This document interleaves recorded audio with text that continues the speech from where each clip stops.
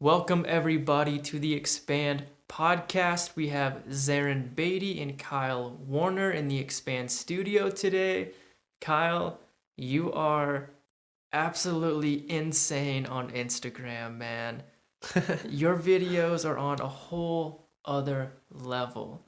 It's really cool to get you in here and to talk with you even the 40 minutes before we sat down. How are you, man? Yeah, I'm doing awesome. I'm excited for the winter to kind of be here and start getting out, trying to snowboard, learn how to do that a little better. Not the best Yeah. yet, but That's awesome. spent too much time on my bike, got good at that, and then didn't really practice anything else. So got to start that process over. That's But dude. At a person at your level, starting something brand new has to be pretty exciting. yeah, it is, and it's also comical because you have all these. So along the path of experimentation with anything, you kind of learn all these practices that help you achieve your certain level. And so you have like, mindfulness or, and being able to feel like, and my bike, like one of the biggest things is being able to feel how products work and feel like different flex points and where you have traction and all this. And so when I get on a snowboard, I still know what I should be feeling, or I know what I am feeling, but I don't know what I should be feeling. So you're kind of in this weird zone where you're like, Interesting. I know what's happening, but I don't know what needs to happen. So I'm trying to like go through this process of learning, and sometimes it's almost I know too much and it hurts me. Whereas like someone new is just like enjoying it. So you're like, I think I'm overthinking it. But yeah, it's funny. So before we go too deep already, Kyle is a professional mountain bike racer, correct? Yeah, exactly. I was a professional enduro racer. So that's basically 1 to 2 days for the event. You get 2 days of practice, 2 days for the event, and then you do like 3 to 5 different downhill trails. You have to climb to the top of the mountain to get to the top of the trail, but you're only timed on the downhill section. And then they combine all the trails. The shortest or lowest cumulative time wins the weekend. So I do that kind of all over the world, but primarily focused in North America for a few years. And so I won the North American Enduro Championship in 2014, 15, 16. And then 2017, I had a little bit of a rough year, personal life and product wise. And yeah, just kind of started to back down on the racing. It wasn't as fun. I got a little burned out and started to do like more Instagram clips. And it was kind of just good timing too, because that's kind of blown up. Everyone's on Instagram now, everyone's doing that. And I just started posting little things here and there because I thought it was kind of fun and people would get a kick out of it. And now that's turned into actually my primary mode of compensation is putting out content. So I'm not expected to race anymore from any of my sponsors, but I can do it if I want. But basically just being out there and going to festivals and connecting with people is my job now. Did you foresee that kind of transition? No, not at all. It was a gut feeling where I've always wanted to be a racer, and that's what I wanted to do. I started riding bikes when I was 16. Kind of had a little bit of a rough patch at home. My mom was really sick. I was playing football, and football practice is only from 3:30 to 6, and I had to go home after that. And it was just so hard to be around my mom when she was sick like that. And I tried to take care of her the best I could, but it was so difficult being home. And decided to start riding bikes instead because I could just do that whenever I wanted on my own time and go out to the dirt jumps or go out ride street and just kind of play and have a little bit less on my mind. It was totally my escape mechanism. And so, did that for a few years and started to get some skill. And then a few of the local guys saw me riding one day and were like, hey, like come with us. Like we want to take you out mountain biking because I was doing more like BMX style stuff. And they took me mountain biking. I was hooked immediately. I was like, this is so sick.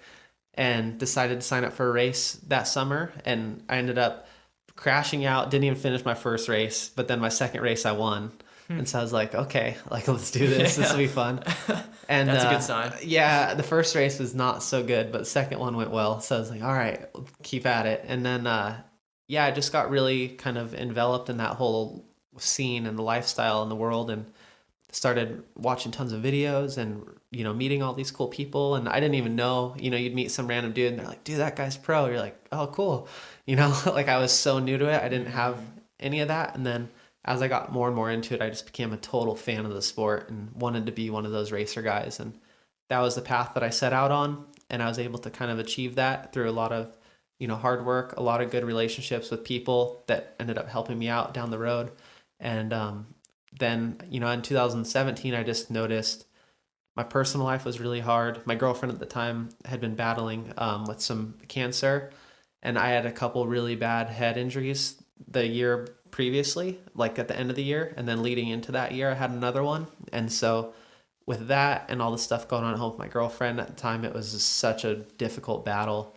And going out to the races didn't really feel like it meant anything because there was so much else on my plate, and it was hard to get motivated to go perform when you're worrying about how your girlfriend's doing or worrying about what's going on at home, or just not even really feeling like myself with head injuries. So for 2018, I made a conscious decision to scale back all my sponsorships, and I was like purposely just picked brands that I really had good relationships with and I liked the people there and had no expectations from them, and then just kind of did my own thing and just started kind of riding for fun and start to enjoy it more. And when you enjoy something, people can see that. And so that started showing up in the videos that I was doing and all the fun stuff. And then that has kind of become my primary form of my job now, instead of the race aspect, which is more pressure filled. So I still want to race now that I'm having fun with it. Like, cause when you feel good and you're like, dude, I think I could do well. You're like, this is fun. Like, I want to go kick some ass kind of. And so I want to do that next year. I have some races planned, but it's definitely not my focus, so to say. That feels like, I mean, from my perspective, a dream in a sense, in terms of, you were doing what you wanted to do, and then you found a quote unquote better way to kind of make a living doing what you really enjoy in that same dynamic. Yeah. It seems really special, man. Yeah, it was cool. And like, because I related so much to the bicycle as my escape mechanism, that was really what I was in love with. And at that period of time, I'm 26 years old now. My first race was 2009, and that was when I was 16, going on 17. And then I turned pro in 2011. So it was like a pretty rapid succession. But because I was so in love with the bike, I spent so much time on it, and that was what I enjoyed. But like I was saying, at that point in time, the only way you could make a living out of riding your bike was to race. Okay. So I always wanted to be a racer, not necessarily because I wanted to show everyone I'm the best, but because I wanted to ride my bike for a living. And so that was what I associated with doing that, was you have to race, you have to do well, you have to perform to get the sponsorship money to come in to help you support your lifestyle. And then basically it's kind of crazy because when I started to really burn out on that and start to actually not enjoy riding my bike and not enjoy going to the races, and I was like, I can't lose this because this is my escape mechanism. This is what I need in my life to kind of keep sane. And the racing is kind of pushing me over the edge with it, and I don't want to lose this. So I scaled it all back and then just picked those brands that I really liked, and I knew the products were good, and I just wanted to not think about anything and just have fun, and took this year kind of to do that for myself as a rebuild year, and it really did pay off. So I'm just grateful that, I've been able to meet so many people down the road that have followed their passions, and I kind of was able to recognize when it started to turn sour, because I've also seen people that are stuck in, quote unquote dream jobs that they hate because of all the expectations that they don't necessarily want to fulfill anymore. And there are a lot of kind of jaded athletes and racers that are just doing it for the paycheck. And I never wanted to be one of those people, because I truly do love riding bikes, and I love being out in the mountains, and I love just the feeling of being in the moment that it gives you, because you can't think about everything going on at home when you're going down a trail at high speed or trying to figure out how to go the fastest on the race course or hit this big jump. Like, you're not thinking about anything else that's going on in your life. So it really is my form of meditation in a sense. And it's the best way I know how to do it. And it's also a way that I've been able to meet a lot of cool people and inspire people. So I didn't want to lose that and become jaded to it. So just took that time for myself, which was really cool. And I'm really glad that I was able to see that. And it was almost like a little bit intentional, but also kind of just lucky. I was like, just need to do this. I feel like I need to do it. And it's kind of like, all right, we'll try this for a year and see what happens. And then I'm really glad that I did that. So it's been cool. That's incredible. It's amazing that you were able to keep your genuine, authentic character when you felt like it was getting away from you. Yeah. What was part of that process? How did you really kind of hone that back in? Because a lot of people just they feel it, but they don't recognize what to do, and they get stuck in those jobs that they would have done anything to be in that they can't stand to be in anymore. Yeah, and honestly, like I said in 2017, my girlfriend was going through, I guess this was kind of the end of 16 and into 2017, she was going through that battle. And that gave me a lot of perspective, and she was able to overcome that. But our relationship wasn't able to, go through that whole period unscathed. And so that was a really tough time too, kind of separating from there. And then I was like total reset button. I was like, I don't know what I'm doing with my life. Basically sold everything, when we split up, kind of lost a lot of what I felt was my self-worth, bought a van, built out the van, got rid of everything that I owned aside from my 2 bikes and all my clothes and stuff, and then just hit the road and just decided to live out of that for a year and race still. And so that was actually the first time I went down to On It and met all those people. And honestly, like going down there in the winter of 2017, 16, 17, that was a really big help too, because I was able to learn a lot from the people there and, see kind of all sides of that story where there's all these new upcoming college kids training for the NFL Combine that are like so excited to be there, and they're happy to see the gym every day and get in there and work hard. And then you also see some of the people coming through there that are more seasoned vets, and they seem like they lost a little bit of that shine, the twinkle in their eyes not there. They're just there grinding. And so I was able to recognize that a little bit, and I kind of found myself somewhere in the middle where I was like, I'm really excited to be here and I want to work hard, but I also don't really know what I'm working for because the racing doesn't mean anything to me right now, because I just gone through so much that was more important. Like at the end of the day, I ride bikes down a hill for a living. Like it's not important, doesn't change the world in any way. It's just something that helps companies sell a new product that can like give people a really fun way of life, but it's not really a groundbreaking thing I'm doing. So I was like, it kind of doesn't mean anything to me, especially after all this turmoil I just went through. I just am here training. I don't know why, but I was able to see, those people that are still enjoying what they're doing and the people that are totally jaded. And I was like, okay, I'm in the middle. I definitely want to get back to enjoying this and just have a smile on my face and be there every day, excited to wake up and do something new and exciting. But yeah, it's definitely going down the wrong path for a minute, and then being on it and seeing all those people help me correct for sure. There's something special about the On It Academy and the On It facility in general. We talked a lot about that before this episode. And man, just being around people who are working extremely hard in all different levels of experience, it really does wake something up inside of you. And just that whole environment, people aren't separated. You have top level NFL players, top level UFC fighters training with just the normal gym goers. And it does something very unique to us as people, I think, because then we're able to be around people at the optimal level of like physical performance and kind of get a taste of what that feels like, what that looks like, how hard they really work.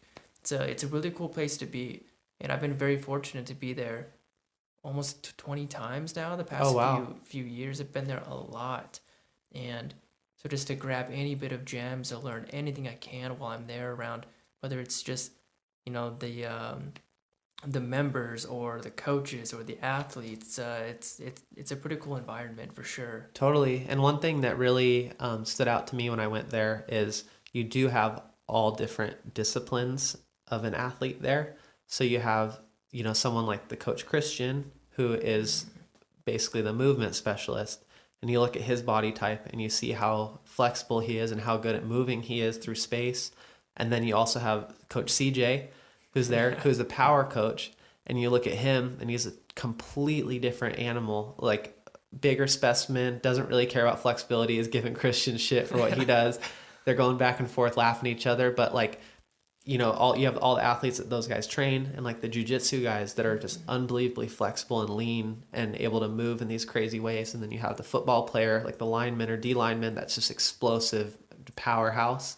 And it was crazy because like here I am, technically at kind of the top of my field, at least in, the North America scene. And I'm looking at all these guys and I'm like, man, like I'm kind of in the middle of all this again, in that same sense of how I was mentally as also physically. Mm. Because being like a cyclist, downhill cyclist, you're kind of like in this weird zone where you have to be flexible to be strong in case you crash, so you have to be flexible so you don't have these big injuries that happen when you're rigid and you hit the ground. You also have to be fit, kind of like endurance wise. So that generally leads to a leaner body type. But you also have to have power because you're doing all these explosive sprints. And so what was interesting is like I was in this weird middle ground where you're like, I'm not strong like these guys are, but I'm not as flexible and mobile as these guys are. And I was like, what am I? And that was like a moment of self reflection too, where you're like, man, this is so specialized. And everyone's life in that sense is so specialized. And you can't, I don't know, you can't judge yourself based on other people. Because for what I needed were these certain goals that would kind of help me build that middle ground even stronger. Whereas these other guys are trying to get bigger, stronger, faster. And then these guys are trying to get smarter, leaner, more flexible. And you're like, you don't want to stay or stray away from your goal, but you can also learn a lot from both sides. So that was also, that like that mental aspect too. Like I'm trying to learn from the guys that are jaded and see what happened to them, why they feel that way, and how I can avoid that. And also look at the people that are totally like kind of the youthful ignorance of like just so stoked to be there, but they don't necessarily know how to maintain that. And so it was nice to be able to learn from that and then try to just figure out my own course. Wow, man. Way to use the whole world around you to help carve your own path. Yeah, I That's mean, amazing. I think you have to in a sense because everyone lives such a different life and has such different goals. Like we were talking about earlier, like what is the definition of optimize or optimum? Because, total human optimization, like what does that look like for everyone? And for me, what that looked like after I kind of did some soul searching was I want to be able to go, be on my bike, get that escape, be able to be the person that I want to be by having that escape because it gives you the, clarity and freedom to be mindful of who's around you, not have that feeling of kind of closed offness. And I wanted to be able to be that person so I could help build the people around me into, having a better life as well and inspire them instead of just be this jaded asshole who is like just trying to make some money racing and think that that was the path. Mm. So it's been really transformative for sure because I feel like I'm more myself now than I, was a year or two ago. And I feel like I'm kind of getting back to that younger self that was just excited, but also have the experience and knowledge to realize what is sustainable. And I don't know, I know that life goes through all these different chapters and this new one that I'm in is really exciting and I don't know where it leads, but I feel very happy being here now and being able to do something that I truly love on kind of my own terms. And by showing that I love it, people resonate with that and they're able to kind of support the cause. And so that's why my sponsors are excited because they get all these people that are like, dude, it looks like you're having so much fun on that bike. Like, how can I get one or how can I set mine up to have more fun like that? What parts do you use? What tires are you using? What this and that. And so you can kind of like influence these people in a sense, but really I'm not trying to influence anyone. I'm just trying to show them what I enjoy and what I love doing and be like, hey, like if you want something a little better, maybe try this out. Like no pressure. I'm not trying to sell you on anything, but this is what I represent. These are the brands that I work with and that have been good to me. And if you want to resonate with those, that's awesome. But not try to do it in a non-commercial way in a sense. Yeah, that to me feels like the most genuine way of presenting anything that you do or, the companies that you represent, man. Even just on it being an example because we can both relate there. I don't force people to go to on it, but their supplements, their certifications, they've actually helped me develop into a better person. I'm gonna kind of share that with people. But it always comes down to what feels best for you. Every single time. It doesn't matter if it's, BMX or mountain biking or Yeah, or yoga or yoga, meditation man, or completely. it could be basketball, it could be football, it could be golf, it could be anything. You could go for a run and you feel better. But if you're missing that part of your life and you need some inspiration to hopefully find an escape, whatever that may be, like hopefully I can be an inspiration to some people to maybe try a bike or get out there and have fun and see if they enjoy it. And that's why there's this new kind of category of e-bikes, like electric assist so it's a pedal assist. It'll help you kind of get out on the more physical climbs and stuff. It just assists you with the pedals, but it doesn't necessarily have a throttle like a dirt bike, so it's a little bit less intimidating for people. And I think, I've been one of the few athletes that's really like embracing that, because a lot of people see it as kind of like a cheater tool or lazy tool. But really what it does is it lets my girlfriend go ride with me. It lets my mom go on a bike ride down the bike path. It lets all of our friends that haven't been outside in years and just spend most of their weekends drinking. You're like, dude, come ride with me for a day. Like, you can get on this thing, you can get up the hill, you won't die, you're still gonna get a workout, but you can manage it, and we'll go have fun for an hour and see if you enjoy that more than being at the bar. And so that's one thing that I've been excited about, and I haven't really caught too much flack for it, but I've seen a lot of negative comments in the industry where people are not really understanding of why you'd want to support something that makes riding a bike so to say easier. But I don't know, I just want to give more people a chance to have an escape, because a lot of people don't ever find that. And if some people, yoga or meditation or walking or running, like those things are a little too slow. Okay. And so if you have like that kind of like high paced lifestyle, like ADD kid, like I grew up like, you're just like, oh, I want to go shred, and it's kind of cool to be able to resonate with those people a bit. And the way you explained it, it was very purposeful. And you open it up in a way if you just want to help people experience, some of the pleasure that you experience while riding. And you don't care about all these, opinions or judgments, or if it's making the sport weak or whatever, because of your real purpose is you enjoy being on the bike. Exactly. It's not the money, it's not all those different components that, blossom from bike riding. But yeah, that really helps show like your real purpose and what you're doing. Yeah, and I don't care what brands they buy. I don't care, it doesn't have to be anything like that. It's just I want people to be able to get out and enjoy it and help the sport as a whole grow, and just get people to be outside more, because I do think that there is power in nature. And I do think that being outside gives you such great perspective. Like when you're able to literally get to the top of a mountain and look back at the city that you're from, and you're like, wow, it's so small compared to how big this area is. Like when I climb up the hills, get up to the top of Bogus or something, you look down at the Treasure Valley, you're like, man, there's 600,000 people living in this little zone. You're like, what a trip is this, But I think so many people, like when you're in the city day to day, just like never actually being able to get up above anything and see down onto your surrounding. Get a different perspective. Yeah, literally, like, not even just a mental, but just like a literal different perspective on your surroundings. And wow. So it's a really powerful tool in that sense. And I remember the first time that I got taken out mountain bike riding, and we went out in the hills, like in Northern California, basically got up to the top of the mountain. You can see the whole Sacramento Valley, and like my hometown is about 100 miles away, and you can just see forever. And you're like, man, I've never actually been able to get out and see how big this area is that I live in. And then you realize that's just a small slice of one state, which is a small slice of one, nation, which is a small slice of the world. And it's just a powerful experience that I think a lot of people maybe don't get a chance to see. Okay. So how much do you think grabbing that more broad or higher perspective, what has that done for you as a person? I think it just has really, at least for me, it has made me realize how unimportant everything I do is, but it still doesn't mean that you shouldn't try to be the best person you can be.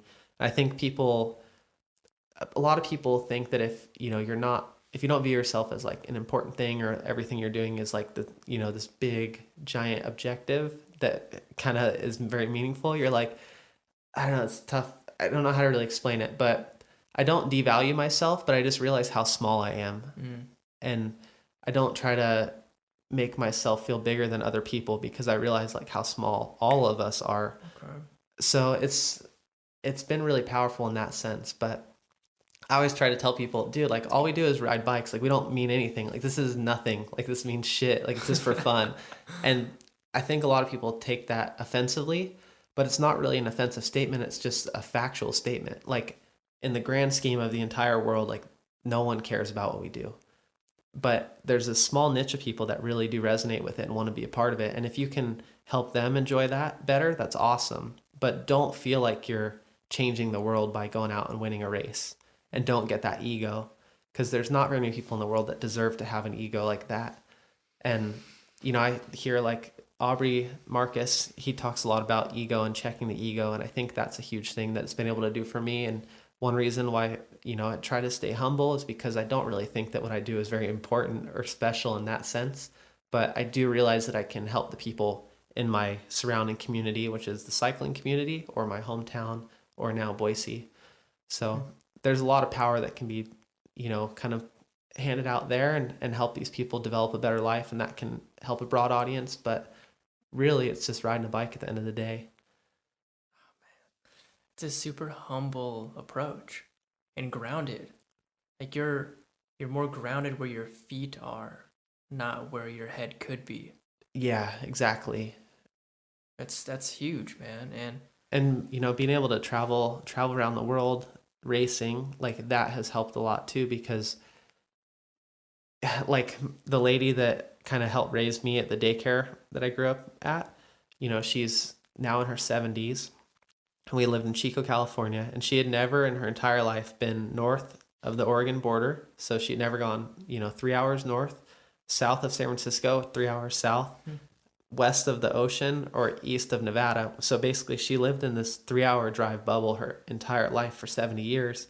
And I remember when she told me that, I was like, how crazy is that you never are able to experience anything outside of this really like 6 hour drivable diameter, and then you expect to have a world view in a sense. Like how can you be grounded in that way if you've never really seen anything outside of your own community and the own problems you have in your neighborhood? And I don't know, it's been interesting. That was when I was 17, and she told me that because I was going on a trip to Washington. She's like, "Oh, I've always wanted to go there, but I've never been outside of this circle," basically. And I was like, "Man, like I'm 17 going to Washington, which I thought was a super far away place." And I'm like, "Man, this is gonna be a huge drive." And then the next year turn pro and you start traveling around the world, and you're like, "Man, like I never thought I'd be in France on a glacier racing down this mountain, or like in Switzerland, or go to Chile, Argentina, like go to Thailand, all these things." And you're like, "Man, this is so crazy," just from riding a bike. And then you come back to your hometown, and you kind of are hanging out with all the people that have never been able to get that perspective, and you're like, it's just a different feeling in a sense. 100%, man. I can relate in the aspect of how world travel has helped me judge people much less, because you get that understanding of like, whoa, you may have not been able to experience even a level of comprehension of poverty or of what other people live like. Totally. So that you just, become way more welcoming and accepting of where people are when you can kind of see that bigger picture. It's changed me deeply as a person. For sure. And it really makes a lot of sense why we see these localized problems in a lot of areas, especially, in the United States. Like it seems like the average kid in the United States does not travel post college. But in Europe, they almost take a mandatory gap year out of high school where they go travel all around Europe, travel all around Asia, and come back. And then they have a little bit more perspective moving forward. But in the United States, we don't necessarily value that as much. And also it's harder to get around. And well, those countries are so close together over there. Totally. And you can literally just cross a border that is no wider than a street. And then it's a completely different culture. And you're just like in this totally different mind state when you go through things like that, versus the United States is like this massive area with a very similar overarching culture. There are like subcultures for sure, but the American dream is kind of like been our template for the past 300 years. And it's interesting to, go around and see that. And I think it does help me, explain why there are some of the problems we have in the US today. And I think there's just a lack of perspective is the cause of a lot of that. I would agree. Lack of perspective, lack of experience. Yeah. That personal experience is huge, man. Totally. I stayed, 8 days in Cambodia, and at that point, I believe it was the third poorest country outside of Africa. So we're talking like legit poverty. And before that, I cognitively knew what poverty was, but I had no like spectrum of relativity. There was nothing for me to understand where I am and what real poverty it truly And feels how like. fortunate you are. Oh my gosh, man. Yeah, just And to be born in a different patch of dirt and your it's life is insane. completely different. And you go around and you see all these things, and I think that's kind of what I mean by like, being able to get those larger perspectives, even if it's a literal perspective higher up on the mountain looking back at your city.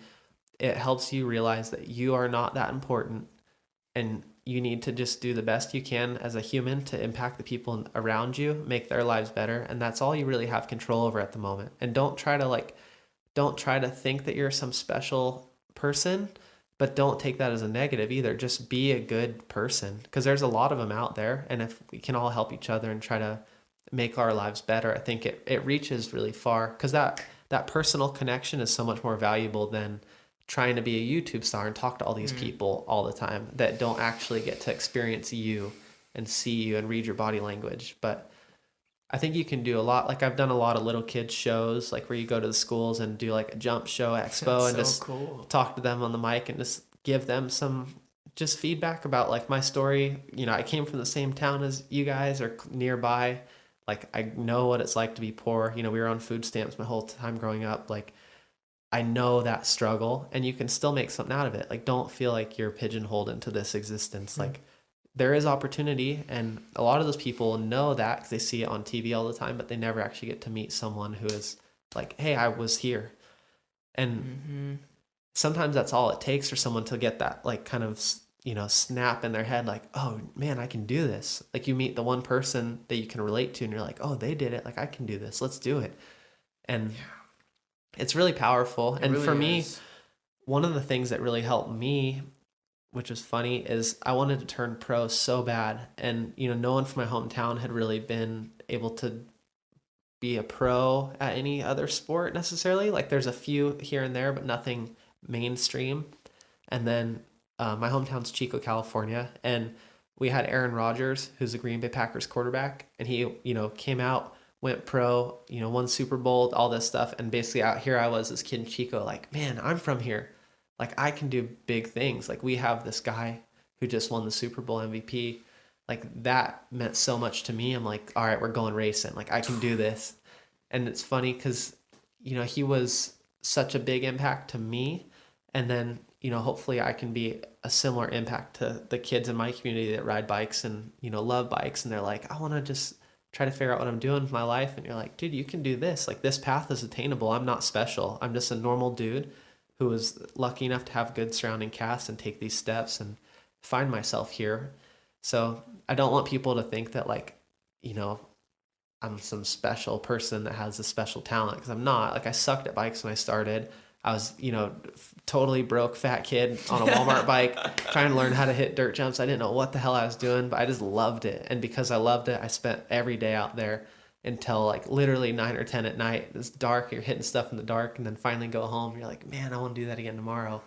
And because of that passion, that was what was able to drive me into being successful. It wasn't like some freak talent or situation. My mom, it was just me and my mom, no one else around really. And she didn't have any money and she was sick a lot of the time, mental depression. And then also she did a experimental chemotherapy treatment when I was 15.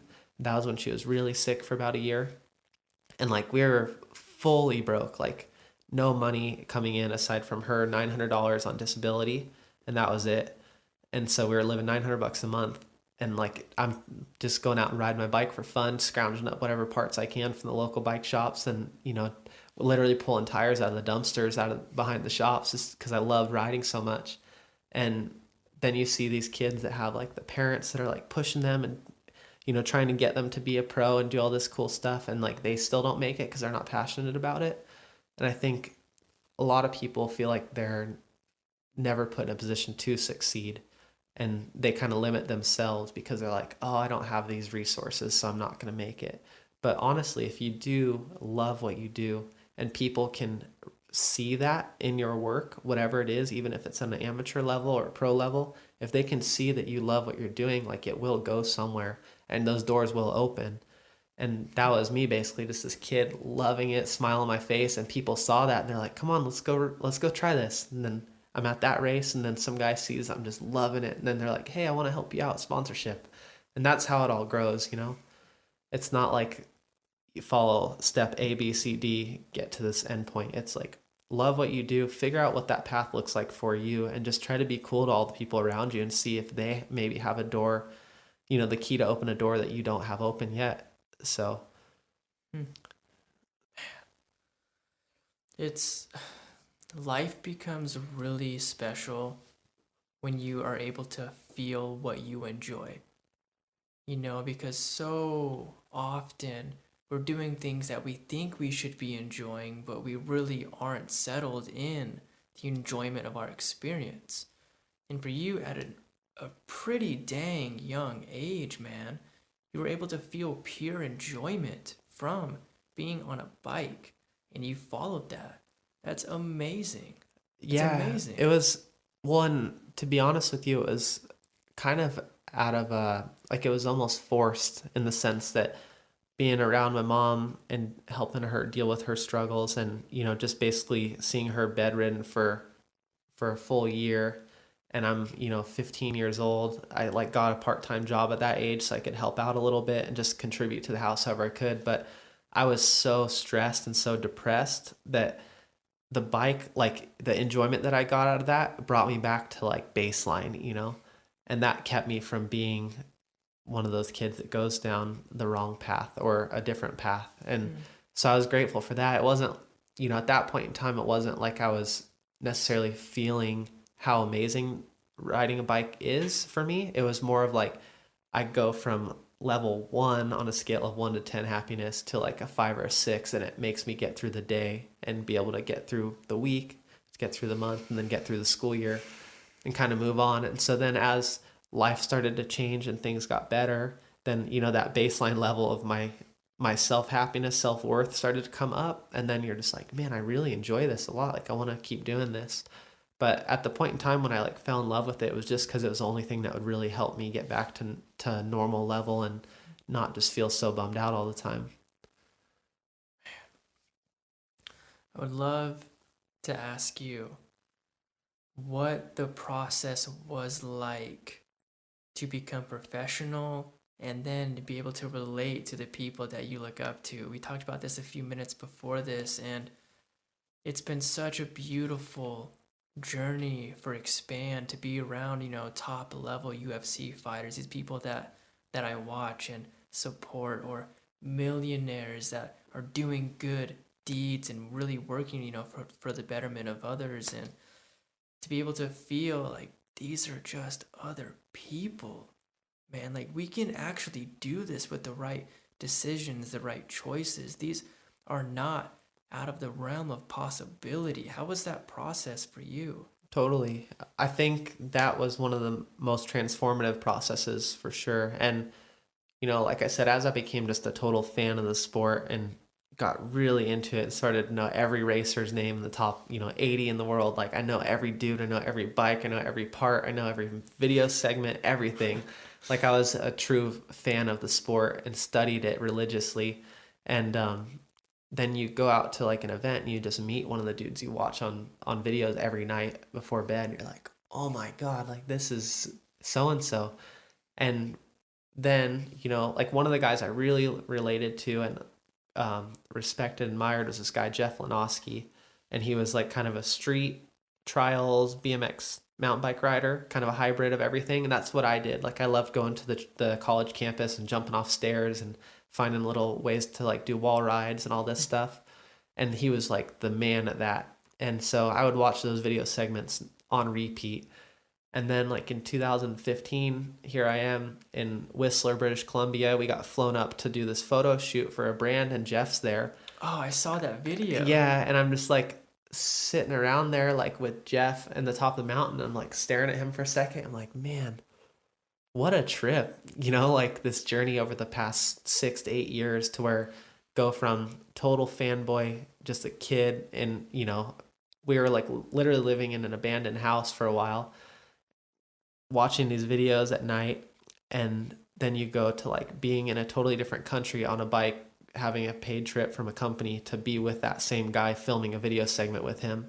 And then you realize, like, man, all the steps that I took over this path are probably similar, in value to the steps that he took. Like, we maybe had different ways of getting there, but we both had to experience the same successes and pitfalls along the way of like finding sponsorship, figuring out what it looks like when you partner with the wrong people, figuring out what you actually enjoy. He's, in his 40s now, and being able to see him still be passionate about it was really inspiring too. And I'm sure he's gone through those periods of time where it's fallen off too. And so it's cool just seeing people like that you're like, man, like, the struggle, what it's been through. I can totally relate to you. And then you have like a mutual admiration for each other in that sense. And yeah, that was really cool. That was one of the moments where I really had to like kind of pinch myself and be like, man, like, we're all just normal people. Cause I know I'm not special. And if I was able to get here with one of the people that I totally look up to, then anyone can do it. So I don't know, it's been really cool. And it's given me a good perspective, when I meet, other pro people in different fields, or even just like celebrities or anything. You're like, oh, hey, how's it going? Nice to meet you. It's not like a fanboy type thing, because I know they're just a normal dude with the same problems that we all have. Well, and you're better able to appreciate the process that they were on to get where they are, because it's not an easy ride, man. No pun intended. Like this, any journey where you can reach a level of like professionalism, you put in some work. Yeah. And that's where, you're able to admire those people around you and respect them and relate to them on that mutual level. Because I don't know the percentage, but out of the 8 billion people on the planet, and there's essentially a few thousand people who become elite at something, you start to recognize those people are around, man, and they uphold a certain frequency. Their presence is felt in a very different way, and it's a really, really cool thing to kind of to enter.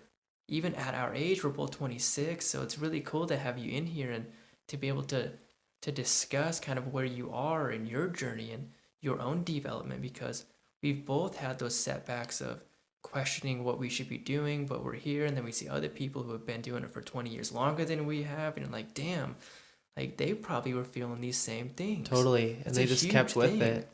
It's huge. For sure. And one thing that it's really taught me to appreciate too is just the process itself. And, a lot of people talk about mindfulness and being present. And I think a lot of people will preach that and then also be worrying about where they're going to be in 3 months, or how they're going to build this, or how they're going to change this business into something so successful. And you're like, dude, just be mindful of where you are and do what you can today. Like, I had a coach that laid it out straight, plain simple. He was a pro NBA player for a little bit, and his name's Tyler Newton, super rad dude. And he was like, all you can do is take one positive step a day. If you can take one positive step a day, you will get there. Like, it's a fact. Like, the goal is set here, which may be high, but if you take one step a day, like, you'll make it for sure. Like, don't question that. You will get there. And, even if you take 2 steps and then take 1 step back, like, just keep going forward any chance you can get. And that can be, did you stretch today?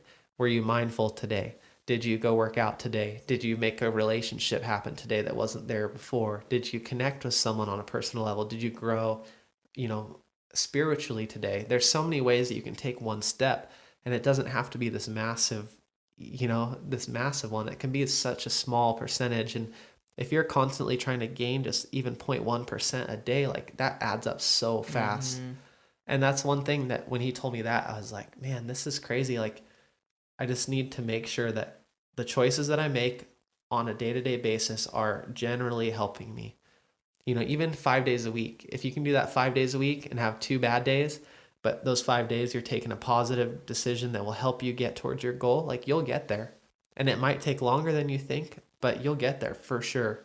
So that was really powerful for me. And that's what I try to instill in kids too, is like, consistency is the most important thing in life.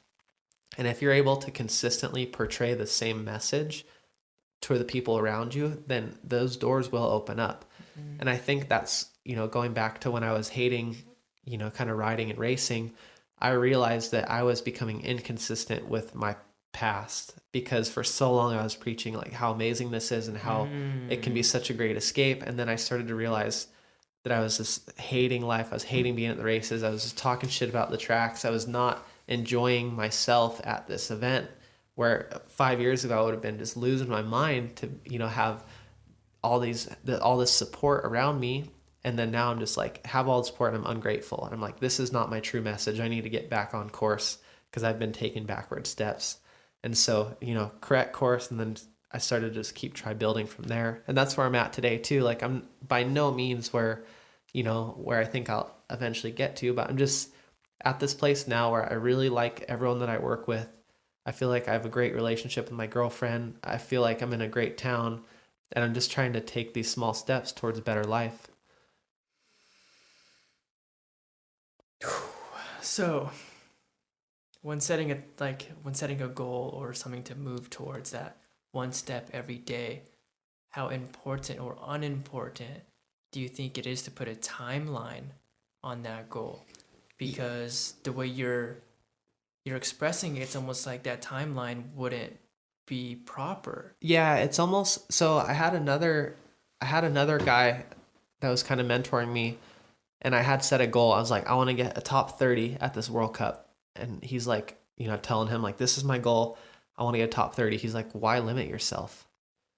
And I was like, well, what do you mean? He's like, why try to shoot for top 30? Like, why not just go do your best and see what that looks like? Inside, it's like, okay. So the first stage of that race, I kind of had that in mind, and I got 29th, and I rode like shit.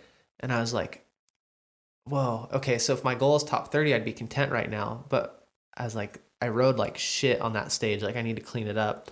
And so for the rest, it was a 3-day race. And throughout the rest of the weekend, I actually ended up doing really well. And I got 10th overall at a World Cup. And I was like, my goal was top 30 going into it. But because he said that and was like, dude, don't limit yourself. Just do what you can do, what you're capable of.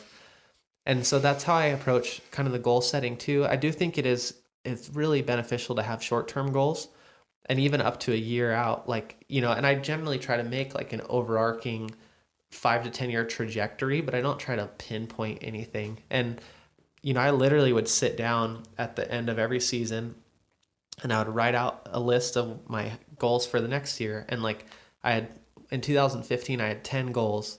And at the end of the year, I was able to cross 9 of them off. And I was like, okay, that's pretty good. Because, my goals were become a better person, try to just be a better person. That was like goal number 1. And whatever that looks like, you can interpret that different ways. But to me, when I would walk out of my bedroom door and I saw that every day, it's like, okay, just try to be a better person. Number 2, consistency. Try not to make as many mistakes in life and on the track. Number 3, I wanted to get 4 top 5s that year in the North American Series. Number 5 was win the overall championship. And basically, the rest of the goals were kind of more specific, as far as I want to have this many wins, I want to have this many things. These are my just goals. But it started off with those first kind of 2 or 3 key ones, which were applied to what I was doing, but also applied to my life. Dude, that's so powerful. Those first more broad goals were kind of foreshadowing the behavior that you felt would lead to the rest. The more detailed, pinpointed goals. That's totally humongous. Totally. And that's what I think a lot of people don't necessarily ever take the time to do, is like sit down with yourself and maybe just set 1 year from now, what do you think would help you be more successful in your eyes, whatever that looks like financially, if it's in a relationship, if it's, through your job, whatever you think success is, just sit down and write out 10 goals that'll get you there to next year, and you're like, it could be anything. If it's relationship goals, it could be, take care of my partner, give her a massage once a week, do the dishes more often, just be a better partner, be a better person, listen more, and things like that.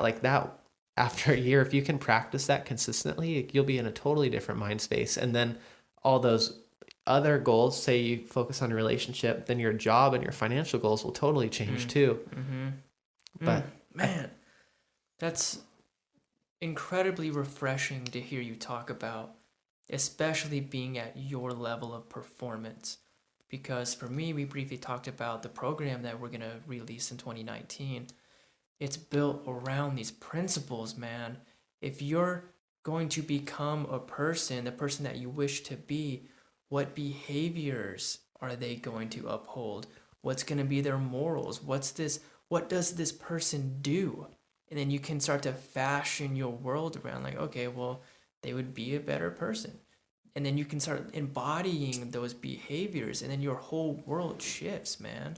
That's it's such a deep way of goal setting, or like carving out the path of who you really want to be. exactly. And I think that if you can stay away from having like this massive endpoint goal, like say, today, like if I said when I'm 40 I want to be have 5 million in the bank. Like there's so many shitty ways to get there, and there's so many good ways to get there, that you're not actually directing yourself down a positive path. You're just kind of setting this goal, and you might make shitty decisions to get there. So if you can just make these small, tiny goals where you just constantly steer the ship that direction, and you're like, okay, how can I be a better person this year? What do I need to focus on? What do I need to get better about? Like, do I find myself being dishonest? Do I find myself trying to overpower people? Do I find myself not being opening, like welcoming? Do I find myself being judgmental? Can I try to relate to people more? Instead of getting so mad at all these people for making mistakes, can you try to relate and see what's going on in their life? And I think if you can just consistently reevaluate yourself, then you'll start going down the correct path. And I think that was really what led me to be in this position today, where I am so grateful, because I started to realize that I was doing things for the wrong reason. And I was basically just going to the races, trying to get a paycheck every month, and just have money just to have it. And I didn't really know what it was there for, what I was doing with it. And I didn't have a goal, and I didn't have a person in my life that I was there sharing it with. I was just kind of chasing the selfish pursuit to try to make people think I was successful. But I think at that point in time, I may have made like the most money that year that I have ever made, but I also was probably the worst in as far as mental and spiritual health that year. And so, taking that conscious step back to scale all my salaries back, just cut out some sponsors that were really draining mentally, get with people that I really enjoy working with and collaborating with, and then just try to be a better person and see where that leads me.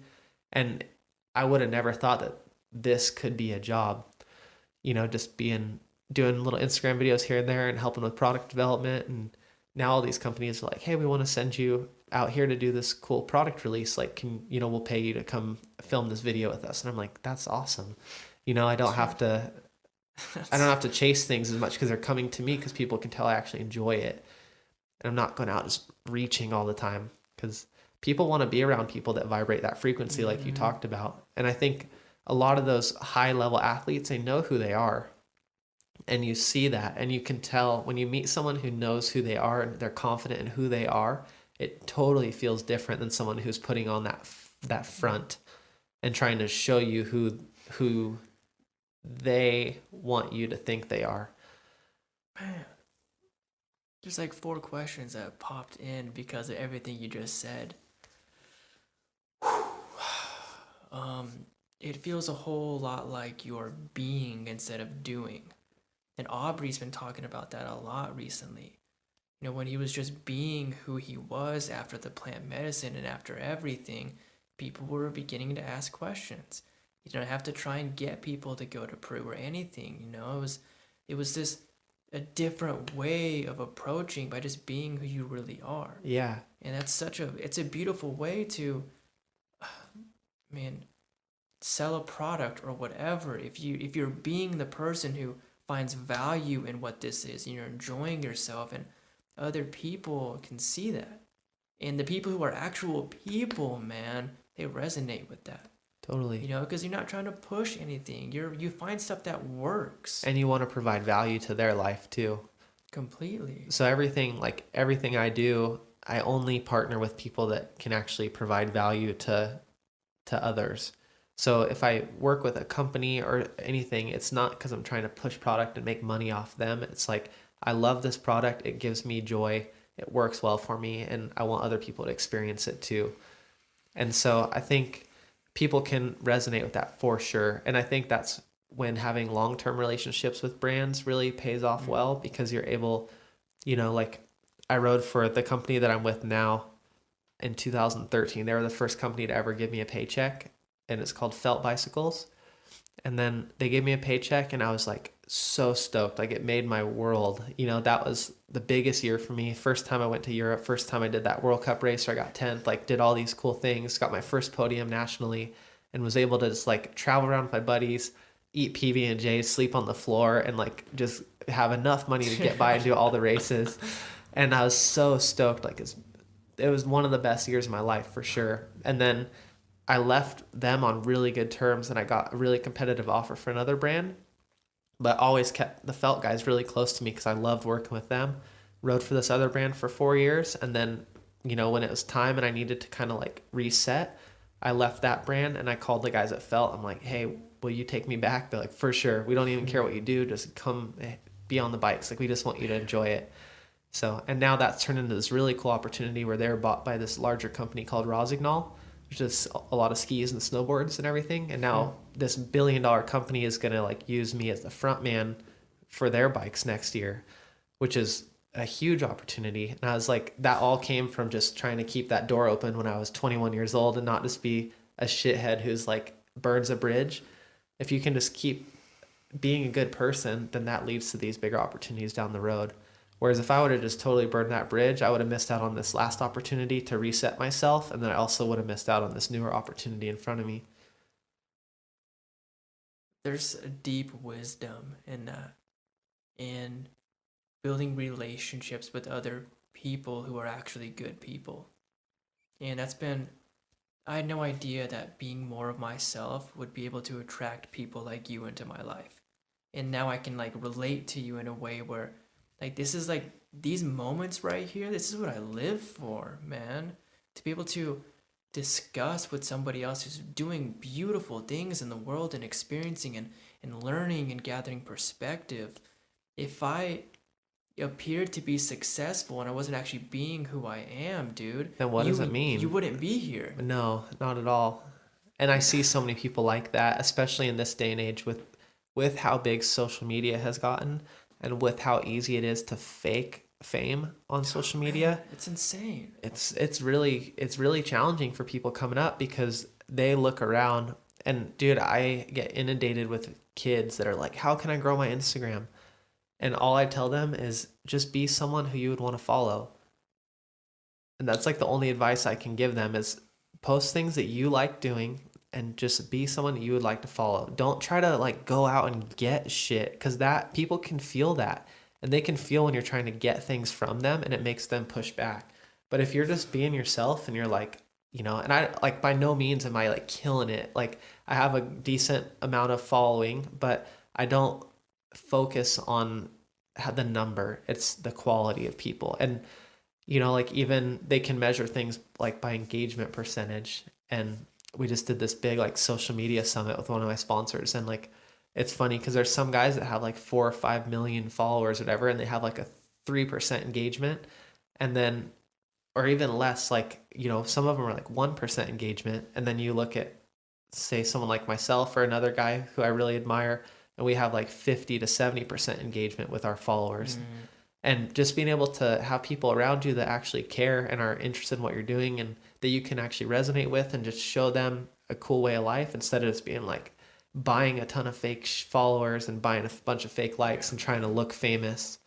Because when you meet someone in person who's like that, and they have 150,000 followers and they can't even hold a conversation or look you in the eye or shake your hand, you're like, something's weird, like, you're not someone that I would ever want to look up to. But when you meet someone who's a good person and they have 17 followers, and you're just like, they have a good handshake and look you in the eyes and have integrity, that person is more impactful in my life than some social media famous person. And I'm trying to pass that message along to kids whenever they ask, it's like, dude, that is not your value. Even if your sponsors are telling you that your value is this number and how many views and how many likes you get, that is never going to be your value, because your human value is so much different than that. And people know when you bring value to the table as a human versus ROI. I would not have been able to say that any better. And being our age where we are, when we grew up with social media, like side by side with it, we weren't born into it, and we weren't 20 when it came out. We've had this very interesting perspective on like people in the real world and people in the social media world. And I talk about this all the freaking time, where there's a difference in seeming like you're healthy and actually being healthy. There's a difference in seeming like you're successful and actually being successful, man. The people in those two different examples, the same thing, feel completely different. Especially when you meet them in person. It's night and day. Night and day, because you can meet some guy who, is making 5 million, 8 million a year, and you look at him and you're like, dude, I don't want to be you. And then you meet someone who's living out of a van, making no money a year, just living the dream, and you're like, I admire that person. And that is it's been really interesting to see that, because so many of the people that I meet in the cycling industry are in it because of passion, because there isn't a lot of money in the cycling industry as a whole. If you're a top level athlete in the world, you're making maybe 500 grand a year. So it's still very small, because minimum wage in the NFL is 580,000 a year, and minimum wage in the NBA is 700,000 a year. So the highest dude in the world winning all the races is making that, or you have some guy sitting the bench. So it's like all the people that are in cycling are there to live it and love it, at least in the mountain bike world. And you meet so many cool people along the way that are just like very full of life and very full of passion, and they help the community around them, and they try to help kids whenever they can and just build up the next generation. And that's been really cool, versus meeting some people that are like quote unquote social media famous, and then you're like, dude, you are worthless. Like when I look at you and I shake your hand, I don't get any connection from you.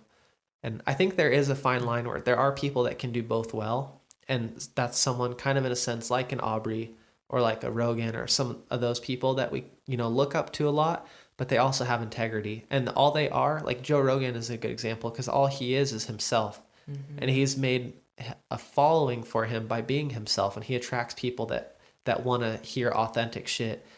And you don't get this kind of watered down message. So yeah, no doubt. It's the same thing every time. Yeah. And I think that so many people are putting value on instant gratification, such as how many likes, followers, views that you're getting on all these things, that they're not actually putting into consideration what the long-term effect of their image is and how much it matters. Because, we were in a social media meeting, and one of the guys was like, excuse me, raise his hand. And the guy's like, oh yeah, what's up, dude? How many likes equal a sale? And the guy was like, just pause, like, we have no idea. Because if you actually mean a lot to the people that are in your community, 1 like could equal a sale. Or if you have 1 million people and it's all people that don't even know you and you aren't relatable in any sense, it could be 100,000 likes equal 1 sale.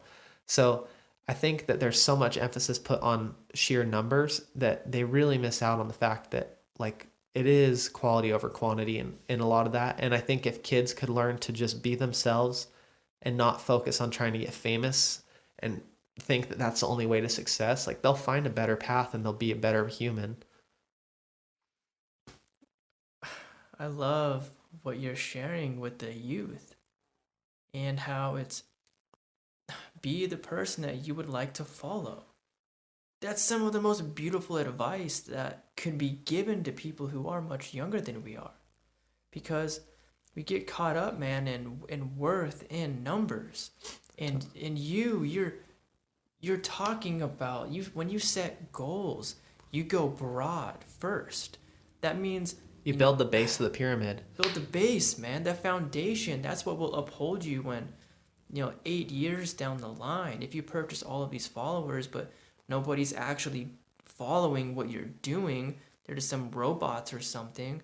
Eventually, those are gonna go away, and like, what are you stuck with? Yeah, A and when thousand people maybe that kind of see what you're doing. yeah, or like when Instagram shuts down eventually, like a MySpace did, Mm. or Facebook is kind of going that way. Like if you build yourself up to look like you're important on one platform, but you're actually not an important, and I don't want to say important because no one's really important, but if you're Mm-hmm. like quote unquote relevant on those one platform versus all these other ones, That's a good word. because it's relevancy is different than importance for sure. And I think there's a lot of people that are relevant that are not important. And there's a lot of people that are important in other people's lives that you may never hear about. Like we were talking about, like all the volunteers out there, Boys and Girls Club people, people that run all the organizations that get kids out and try to find them escape so they can be a better person. Because there's so much more meaning in that than there is posting like a booty shot or posting just like, here's my shit. This is all the free stuff I get.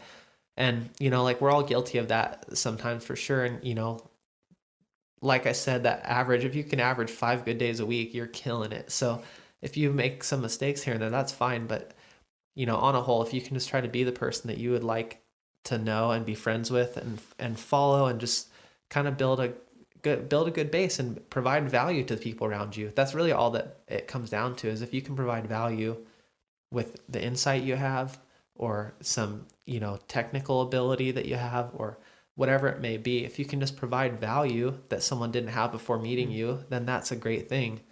And if we could all do that for each other, it would build a totally different landscape. Well, it goes back to like your growth helps me grow.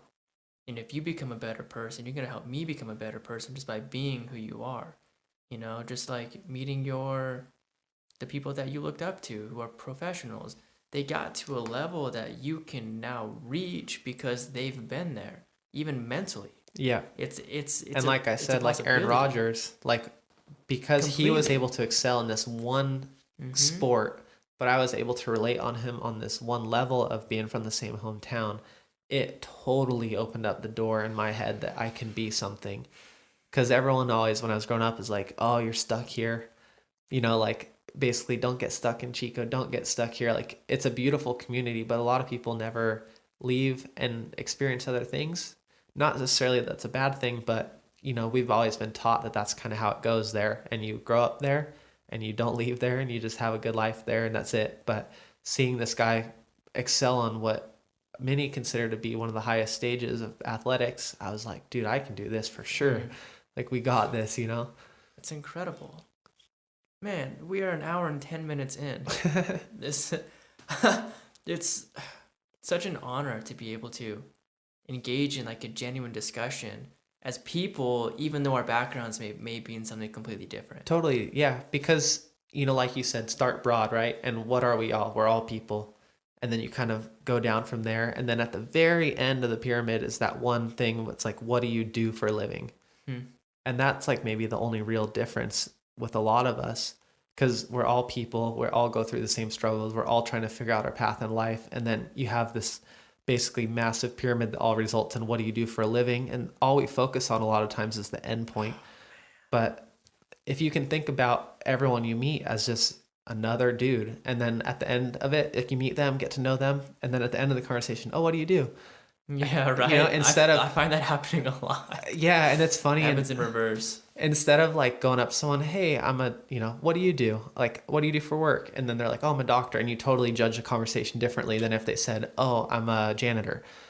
But if you just meet the person, talk to them, and then at the end of it go, oh, what do you do for a living? And they're like, you'd be surprised a lot of times because the people that you're the most impressed with might not have the most impressive job. And I think it's funny because I never tell people what I do right away unless they like just ask. But a lot of times I'll just be like, oh yeah, I just do marketing.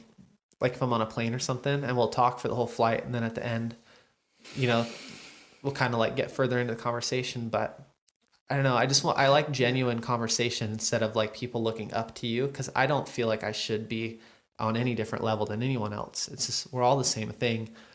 And I hate when people look down on me, like you meet someone that 100%. that is relevant in another field and you try to talk to them and they don't give you the time of day, or they don't really see eye to eye with you. And you're like, fuck you, dude. Like you're not you aren't special. You're just another dude who has this little different piece on the top of the pyramid. But everything else, like we all go through the same things.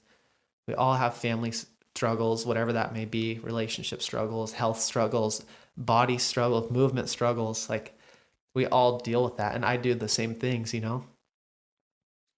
It's really powerful to hear you talk about what you tell people your occupation is, because I don't know if you know who Dominic Cruz is. Yeah. He's a fighter, one of the best on the planet ever, and he would tell women that he was a personal trainer, and to kind of see how they would treat him, and kind of go from there. And man, like the past 5 years essentially, I've had such a hard time sharing with people or telling people that I like run or own a business, because every time it happens, like I immediately feel this switch in their perspective on me, and they treat me different. And it's like, dude, I want to like do my best to have that like not be a thing until when it absolutely comes up somehow, whether someone else said something or it's just weird, man. It's weird when you get into this way of, even if it was if I was a janitor or anything, if I say something, people immediately start like hardwiring who you are. Yeah, they put on their before you even filter. say anything. It's crazy. Totally. And that's why I think, it's really powerful just to show people who you are, not what you do, first and foremost. And then if they can relate on that level, and it's kind of hard because like doing a lot of this stuff, like with the podcast, obviously like you're going to reach out to me because of what I do first, and we'll kind of meet on that level, but then we get to know each other on this other level. But it's sometimes even hard going into these conversations with different podcasts or different shows because they already know so much about you that it's preconceived notion, especially like, oh man, you must be crazy or you must be this or this because you do this. But realistically, it's like, that's just like this little finite endpoint on the giant pyramid that is my life and all the things I've been through. And it's culminated in the point that I can like ride a bike really good, but that's like, that's not who I am by any means. And that's not what I want to be valued as. And that's why I think the brands that I've been able to associate myself with are able to say like, dude, just do your thing. Like I used to have to turn in a preliminary race schedule every year and like line out my whole calendar year where I'm going to be, what events, how much each one's going to cost. And then they'd basically like budget me through that. And now it's like, here's a salary, just do your thing. Like we trust you. And so that's amazing. But that just takes, consistency with your integrity. Yeah, totally. So if you just keep showing them that no matter what they do, if you just keep showing up and being on time and doing your thing, like that's a big thing. It's nice to be able to, as a person, I think meditation and martial arts and plant medicine have really helped me be more this way. But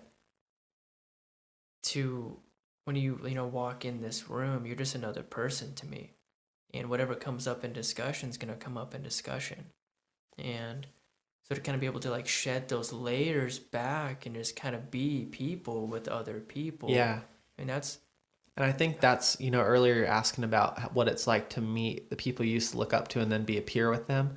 I think as you, kind of gain relevancy in a certain field, it almost strips you of a few of those filter layers where, when you meet someone, like I'm not impressed by what someone does anymore.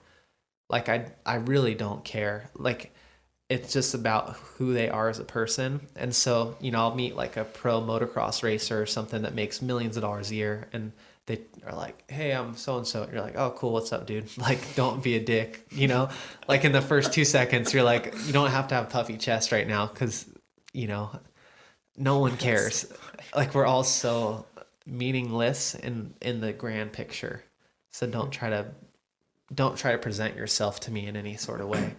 I think there's real benefit in what we're able to perceive by being around people like that, or even advancing in our own industry. Because now we're seeing like, oh, I used to, think these people were incredible, but now like they're kind of just people with me. So you grow and you shift in a way where you don't care about what you used to care about. And so for me, that helps me be like, I really hope, and I'm hoping to design my life in a way where when those emotions fade, I'm still going to enjoy what I'm doing. and like this, man, this is so like pleasurable and beneficial for me as a person, which in return, I hope, will bleed into the people around me. For sure. And I all the can people you can touch through this podcast. completely, or being able to share deep insight that you have now instilled and embedded in me with my loved ones. And that grows my conversation. Now they get their wheels turning in a completely different way just by talking about something or listening to something. Totally. And, for people that maybe not be able to relate to what that feels like to shed those layers, the best thing I can kind of compare it to is like when you're growing up and you're a little kid looking up to your parents. And then you hold them on this pedestal, right? And then as you get older and you start to look back on your life, you realize exactly all the struggles that they were going through. Yep. And you can kind of relate to them in a totally different way. Like you're not necessarily looking down on them or anything. You're just kind of able to relate and be like, man, I forgive you for all the struggles we had. And I also appreciate all the good times that you gave me because I know how hard it is just to exist in this world. And so like, with my mom, as I've gotten older, I've been able to forgive a lot of the struggles that we had because I know she was trying her best, but she just wasn't given or wasn't able to get some of the tools to navigate life as quickly as, I was able to by having this broad community. Because really you do learn a little bit from everyone you interact with. And I think people that stay in a small group or a clique for a long time and don't have many friends or a large community around them, I think it's harder for them to necessarily grow as a person.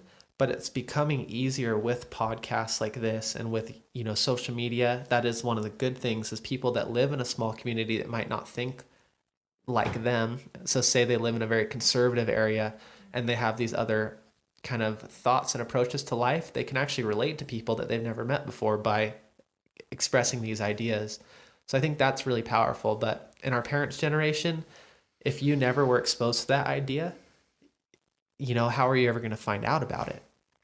How would you ever know about plant medicine, or how would you ever know about how to think about race, or how would you know about how to think about sexuality if you never heard a different argument? And so I think that's the one beautiful thing about what you guys are doing. And also, what I can hopefully share and provide to people as well as those people that don't have a large community, if they can kind of relate and, feel like they know me on a level through social media and get inspired on little things. Like before, if, when I was a kid, unless you went and bought a movie, you weren't able to see like the crazy new bike tricks or the craziest, fastest guy, right? Mm-hmm. So we'd go out to our local trails and we'd be limited by our own perception of what was possible. And you wouldn't even think about, like, for the longest time on a motorcycle, no one thought about doing a backflip. Like it was never an option. And then one day, one of the guys started throwing backflips and you're like, oh my God, now everyone does them. Like that's like a go-to for a trick, And same with biking. Like now with Instagram, you can do some crazy little techie maneuver and some kid goes, dude, I want to try that. And they just go to their local spot and just go to session and learn some new things. And it's crazy to see how many people that can affect in that way. Or like even, just maybe building a feature and showing them how to do it. And then now they're like, oh, I'm going to go build a new jump. And then that can create this whole community of people that find out about it and go learn and start exploring. And then they build that community which they can all learn from.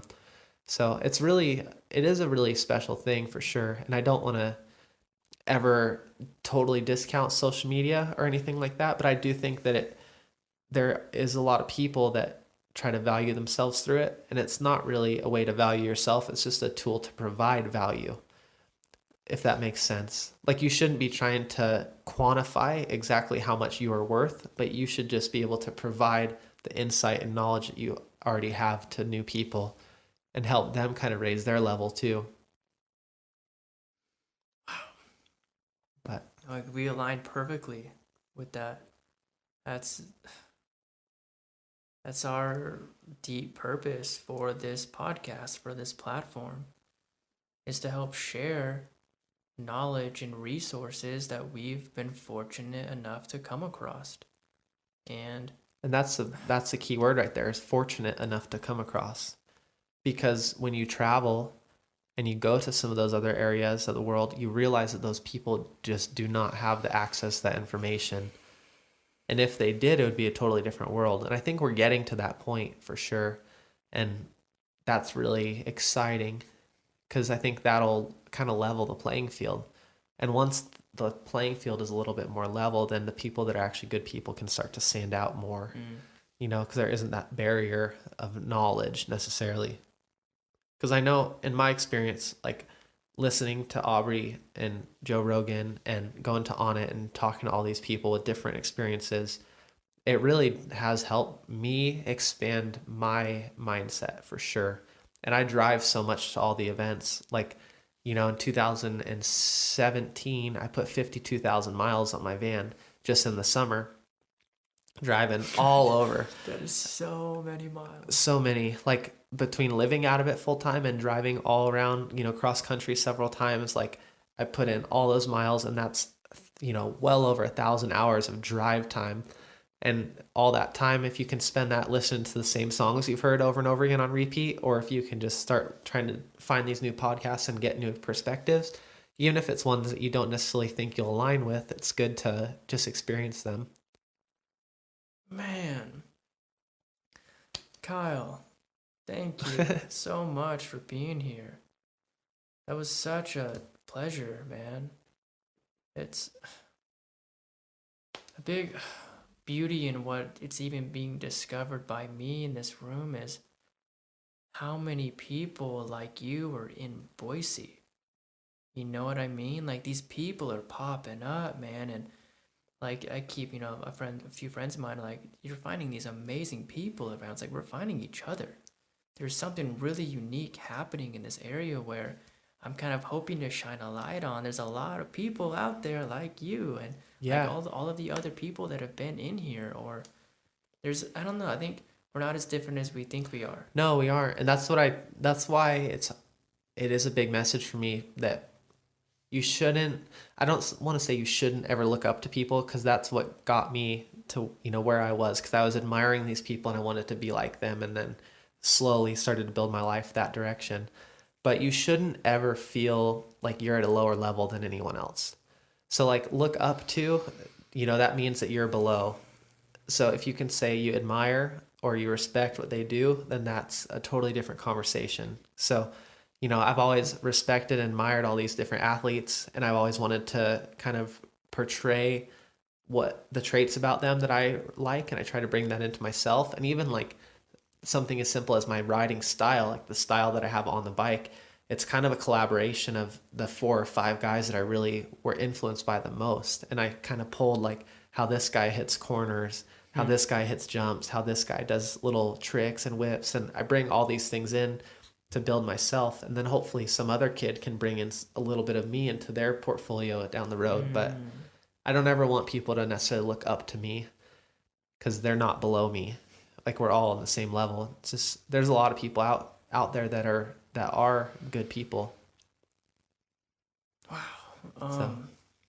I would like to end this with one more question. For sure.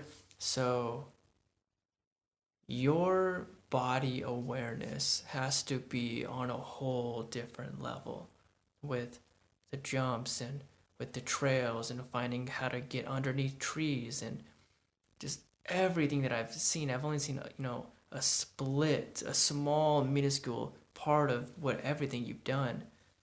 What do you feel and what do you focus on while you're writing?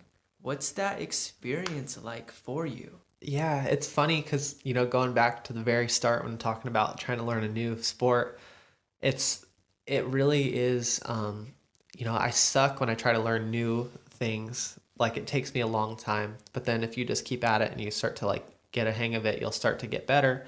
And with biking, I was in that same mode where I wasn't anything special, and I just kept riding and riding and riding. And since it was my escape, I would just totally ditch school, go ride. I ended up like failing out of high school almost, and they were going to kick me out. So I enrolled in independent study and basically did that my junior, senior year so that I could just ride all the time and keep my mind off of what was going on at home. And spending so much time on a bike, you end up not really thinking about it as body awareness, because it's not like anything I'm actually focusing on doing. It all happens so quickly and so effortlessly that it's not like a thought out process. But at one point it was. And I, like even I think you shared like one of the videos where I like nose wheelie down this big rock. Mm-hmm. And I just learned how to really do those nose wheelies last year. So I remember like I was at the bike shop and I was like, I want to learn that because I saw a bunch of guys on Instagram doing them. I'm like, I want to learn that. Like that looks sick. So I went to the skate park and I just practiced for hours, like on this one little downhill section. And I just kept practicing. You get the right position. I'm thinking about my posture, thinking about how hard I'm grabbing the brake, where my head is, like filming, having people film me in slow motion so I can look at my posture and everything. And then once you start to get it a few times, you're like, okay, cool. Just keep replicating that. And now, like, I don't think about anything. It's just like, if I want to do it, it just happens type thing. So it's like so effortless in that sense. Same with like, I do a lot of stuff where I like get on just the back wheel and like manual is what it's called, like basically wheelie without pedaling through a lot of features. And that is another thing where I totally remember like being in my driveway and I would just count how many of the parking spaces, the lines in the parking lot I could go. And it started out at 0, and then it was 1, and then 2, 3, 4, and then you keep going. And I remember like practicing that so much, but over time you just kind of like it becomes a part of you and you absorb it, and then it just is, and you don't have to think about it. It's weird. So when I'm riding, it's the best I ever ride is when there's absolutely nothing on my mind. So it's just full emptiness, and all you're doing is just breathing, and you're just seeing through your eyes what's coming at you, and it's just reaction. So, I used to, when I was racing, I would try to talk myself through my whole run. So I'd be like, okay, in practice, I'd be like, here's the start gate. You pedal 3 times, shift here, jump over this rock, hit this turn, stay inside because you don't want to hit these rocks. And, so I'd walk myself through the whole run. And then I was talking to a pro guy, and he was like, don't do that because then you can only ride as fast as you can think. Man. So that was a huge thing for me too. And then I started having to really mindfully practice being mindless. So I was like going into the race and I'd start to talk myself through it and be like, nope, and just breathe and then just relax. That was when I was a junior before I turned pro. And so then I started racing with that mentality of like, you get into the start gate and then you just shut everything off and just react and just go down the trail. Like your body knows what to do. You know what to do. Just be confident. So that was a really big shift. And that's how I try to ride today too. And I can tell if I'm riding shitty because I can feel my eyes move. Like basically I'll be riding and I can feel them jump down the trail in like 15-foot increments, like, but when you're riding good, like everything, there is no feeling. It's just, you're looking at the trail as it comes and you're just reacting. And I don't even think about like blinking or anything. It's just there. But when I'm riding shitty, like on a bad day, if I haven't done it in a while, I can totally feel like my eyes like going, like moving down the trail. So it's funny, but yeah, I don't know if that helps explain it a little That's bit, but so perfect. That feels like ultimate faith in yourself. for sure. And it's cool. And like the hardest thing is when a race is on and there's pressure and people and spectators and you have to just be like, I got this. And I'm really bad at that. Like I'm way better at when it's a longer race in the woods and there's no one around and I can just do it for myself and not try to do it to like, it almost feels like in some of the races that we do where there's a lot of spectators in certain areas, I like tighten up because I feel almost like I'm doing it for them. Like I'm trying to be fast for other people. But if I can just be out in the woods alone, on like a 20-minute long downhill trail that we're getting timed on, like I love that because I can get in the groove, totally zone out and just go to town. And it's super fun versus like trying to perform for someone else. Because I always do the best when I'm actually doing it for myself. And I've found that a lot this past year, just riding on my own with no expectations, no pressure, just going out and having fun. Like I've been able to do some of the coolest things that I've ever been able to do. So it's been really fun. Talk about an ultimate flow state. Yeah. And I've only hit like, the quote unquote, like the zone. I've only been able to hit that twice. And that was a really unique experience. And I remember both times, and both times it resulted in a big crash because I realized that I was in the flow state. And then when I realized it, then I had like a moment of like, I wasn't able to keep up with what was happening. Whoa. So the first time it happened, I was riding, and I was just riding this trail that I absolutely love in like the kind of eastern Sacramento or western Sacramento Valley in the hills called Pesquenta. And it's like super high speed trail. And all of a sudden I realized that I was in slow motion, like halfway down the trail. And I was like, whoa, this is so crazy. Because basically I was hitting everything as fast as I could go. And I just felt like I was in half speed.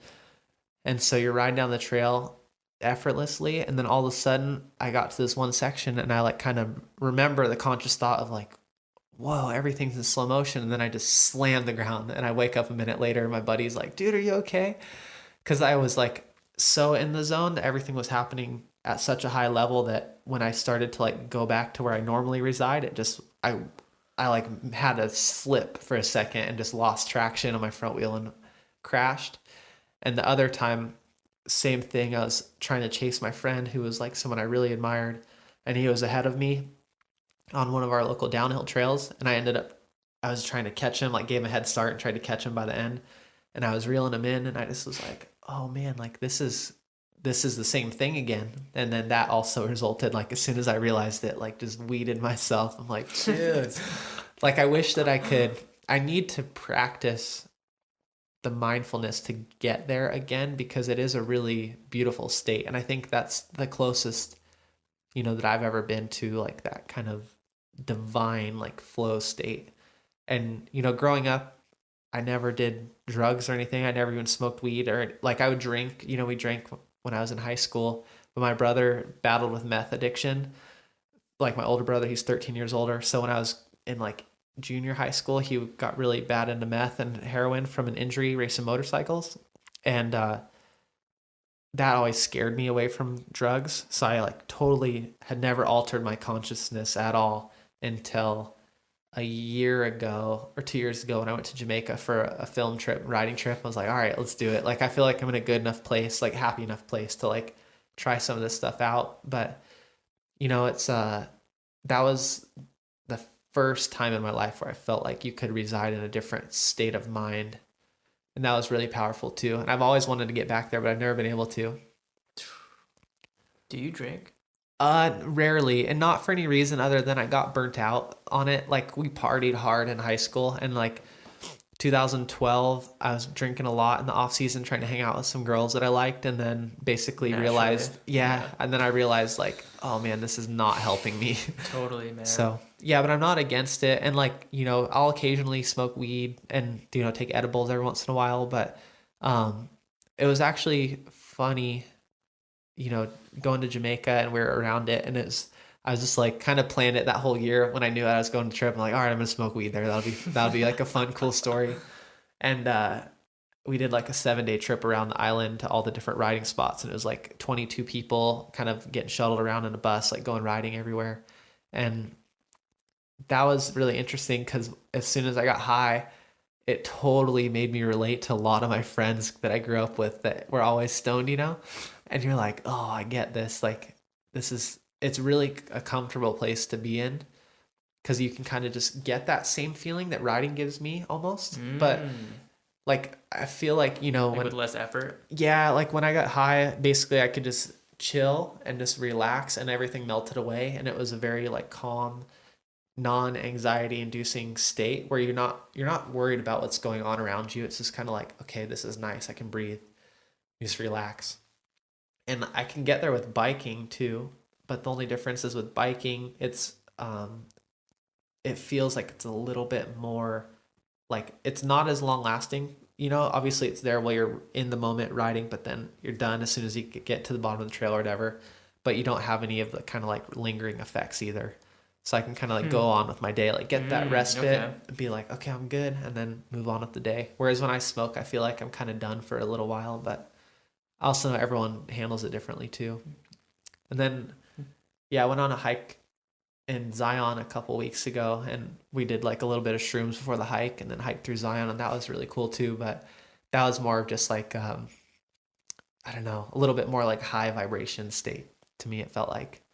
But I don't do much, honestly. I just like I like being sober and being able to just relate to everything. And actually feel what it's making me feel when things are going well or things are not going well. I like to be able to like internalize that, and I'm definitely try to be thoughtful about that and mindful of how I'm feeling and why and what's going on, and try to not be reactionary. But obviously sometimes we all fail at that, and I'm same way, but try to really like handle things as they come and be like, okay, that sucks, but we're going to move on, and not try to be like, fuck my life, I'm done, like, and then go get hammered or something like that, For sure. because I think that in that broad goal of like try to be a better person, I think handling the adversity on your own and like stomaching it and moving forward and learning from it is a lot better than just covering it temporarily. Mm-hmm.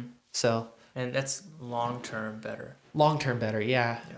And even if it's short term pain, long term gain, that's like something that we always talk about when training. And that's why but I don't judge anyone who does it or anything, and I totally understand why people do. But yeah, and I'm really glad actually as I got older that I did wait till I was a little older, because I feel like if I would have been younger and I would have found that escape mechanism, I maybe would have relied on that more than spending so much time dedicated to like being outside and riding and like using that escape mechanism, because really they're the same thing, just different forms. And Yeah. I think that's why if you can give kids, like, one of the big things that I work on is, I'm trying to help kids find this outlet. So like built a local pump track, which is like a small BMX style track that's free to enter, and like kids can just roll around and hit small jumps and carry speed around a circuit without pedaling. So it's like a really good skill builder. And I had one in my backyard, and that's how I learned a lot of my skills.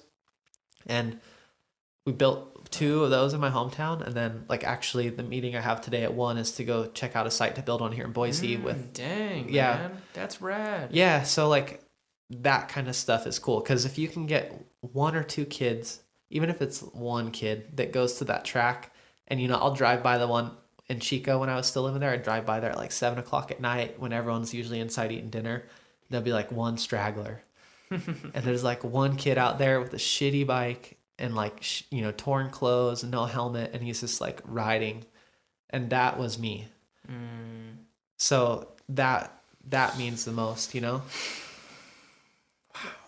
But My man, thank you so much. That was such a pleasure. This is our longest episode. oh, cool. Yeah, that's perfect. It's pure gold. Yeah, hopefully people enjoy it.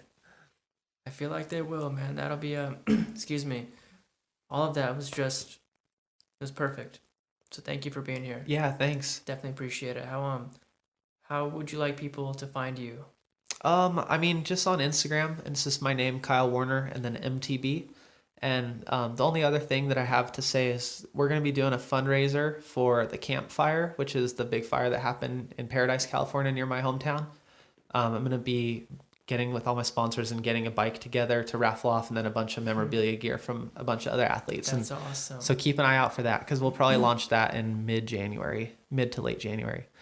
So I'll definitely help spread the word. yeah, for that'd be sure. great. That's Yeah. super cool. And all the proceeds are going to go, we're trying to figure out how to route it directly right now, but part of the proceeds are going to go to Chico Velo, which will like help some of the people that lost their bikes, like the kids and stuff, get back on bikes. And then whatever else we kind of raise outside of the small goal they have is going to be going towards counseling for people that were in the fire, because so many people had to evacuate last minute, and there's a lot of mental stress going on, and everyone's helping financially and trying to get aid and insurance and all that stuff, but a lot of the people are really damaged from what went on there.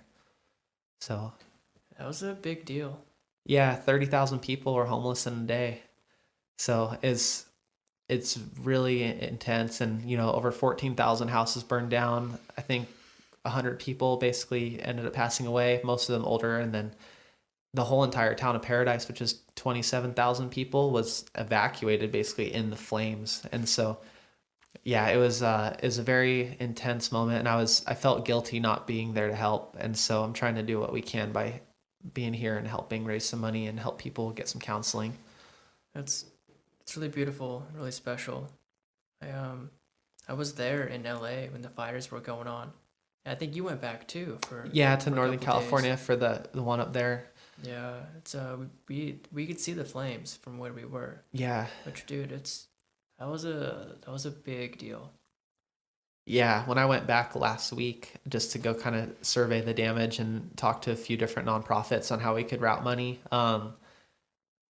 Yeah, I was riding the road that I usually would ride up to train on my road bike, and there's a trailer park usually like on the left side of the road, and I kind of was driving up there, and I was like, oh my God, like the whole thing's gone. Like literally, I didn't even know what it was, and I looked over, and there's like 50 burnt cars and 30 burnt trailers, and some people standing out there and trying to just pile through the wreckage of what was there. And that's the same story for another 14,000 homes too, and 30,000 people. And I talked to one of the ladies that was there for a while, and she's been there every day for the past month trying to find her cat because she hasn't seen it since the fire, and she's set out like a little cat trap. She's caught 4 of the neighbor cats but not hers, and she's there trying to basically bring back the only thing that she has because they didn't have any insurance they didn't have anything, so they lost literally everything.